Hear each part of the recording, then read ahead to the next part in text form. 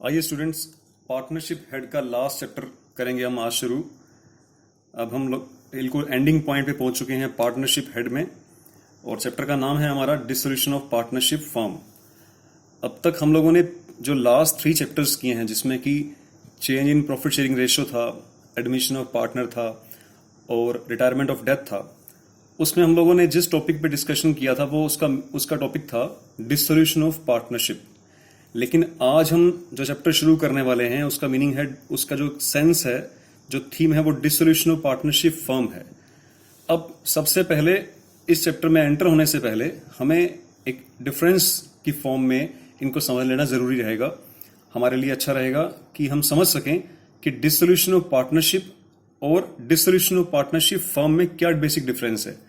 तो आइए जानते हैं, एक छोटे से डिफरेंस के साथ चलेंगे हम आगे, और ये जान पाएंगे कि इस डिफरेंस को करने के बाद we can easily came to know that what is the basic difference between the dissolution of partnership and dissolution of partnership firm.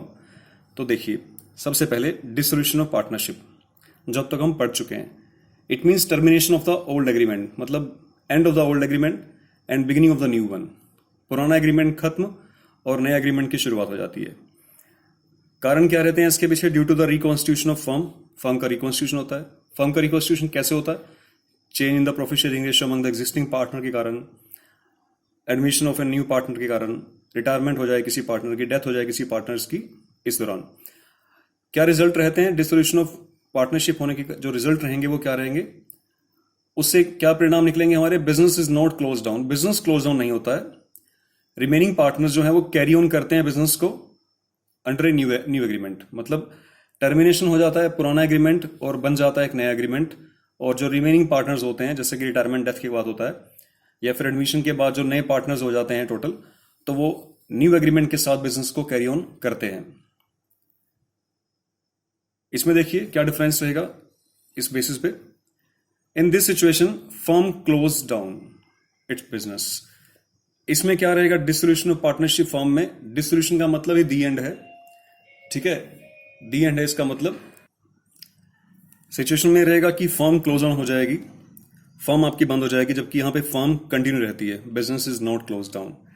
इसमें क्या रहता है कि assets are sold out and liabilities are paid off. Partners क्या करते हैं?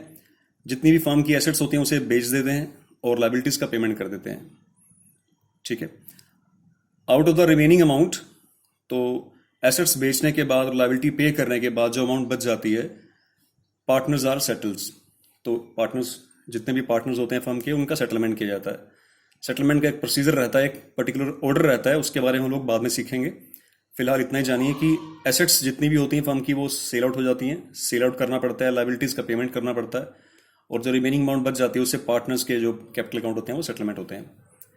इसमें क्या रहता है कि मेकिंग ऑफ रिवोल्यूशन अकाउंट। हम लोग अब तक जो तीनों चैप्टर्स में, लास्ट 3 चैप्टर्स में हम लोगों ने सीखा है, हमने क्या बनाना सीखा है? रिवोल्यूशन अकाउंट, जिसमें एसेट्स और लायबिलिटीज की बुक वैल्यू और मार्केट वैल्यू का डिफरेंस दिखाया जाता है, उससे फिर प्रॉफिट और लॉस की कैलकुलेशन की जाती है।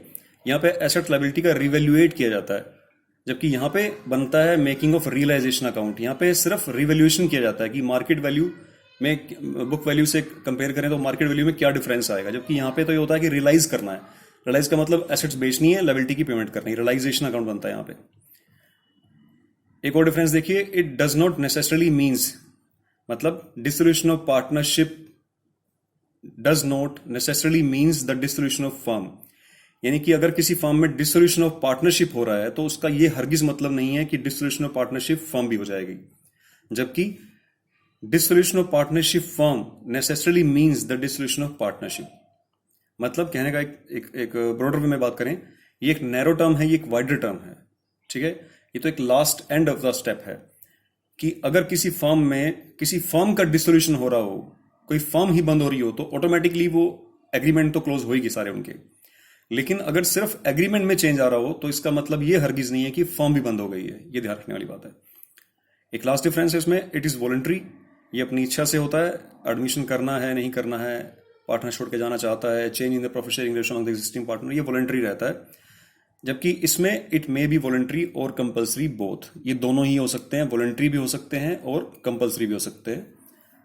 तो अभी जो एक मेजर डिफरेंस हम लोगों ने यहाँ पे सीखा है वो यही सीखा है कि डिसोल्यूशन ऑफ पार्टनरशिप एक नैरो टर्म है, जिसमें सिर्फ एक ओल्ड एग्रीमेंट का एंड होता है और न्यू एग्रीमेंट शुरू हो जाता है, और जो रिमेनिंग पार्टनर्स होते हैं, जो न्यू पार्टनर्स होते हैं, वो कैरी ऑन करते हैं बिजनेस को. Business is not close down yet. जबकि इसमें क्या रहता है कि बिजनेस क्लोज डाउन हो जाता है, एसेट सारी सेल आउट हो जाती हैं, लाइबिलिटी सारी पेमेंट हो जाती है लाइबिलिटीज की, और पार्टनर्स के जो कैपिटल अकाउंट है वो सारे सेटलमेंट हो जाते हैं. और इसमें रिवोल्यूशन बनेगा और इसमें रियलाइजेशन हम सीखेंगे चैप्टर में जब प्रैक्टिकल शुरू करेंगे. तो अभी ये जो हम लोगों ने डिफरेंस सीखा है, इसके बाद हम 2 टॉपिक और करेंगे थ्योरी के. उन दोनों टॉपिक को करने के बाद हमारा थ्योरेटिकल जो पोर्शन है वो स्ट्रांग हो जाएगा, और we can easily enter into the practical practical portion of the chapter.